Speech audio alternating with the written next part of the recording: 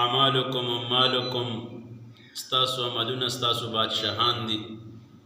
د خراب عمل په وجه باندې الله رب العزت ملکونه د خلکو ناخلی، علاقې خلکو ناخلی، حکومت د خلکو ناخلی.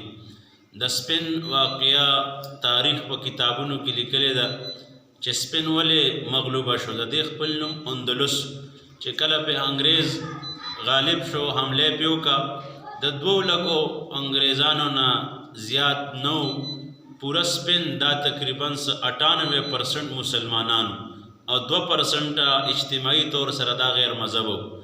خو چې کله سپین مسلمانان آپس کې یو تر بل سره جنگ او شور او یو بل باندې کفر فتوی او په معمولی خبره باندې کارغه حلال دی او کارغه حرام دی، په دې معمولی مناظرو باندې دی خپلو کې بې اتفاق شو او حسد او بغض او کینې پیدا شو. حکمرانان په زنا کې او په شرابونو کې او په اوریانه او فحاشۍ کې مبتلا شو.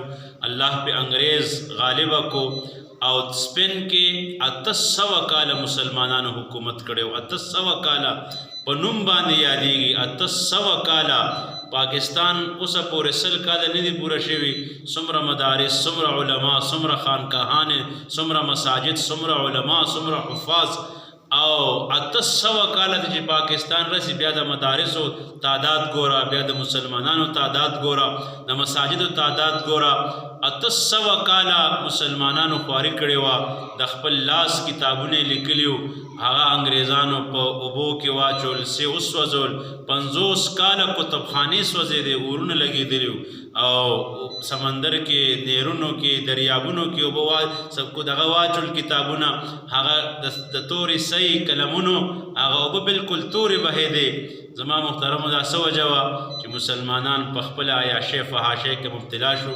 الله په انګریز غالب کو او اندلس نے سپین جوړ کو. سپین نو 800 کاله پس 8 مسلمانان هم په سپین کې پاتې شو.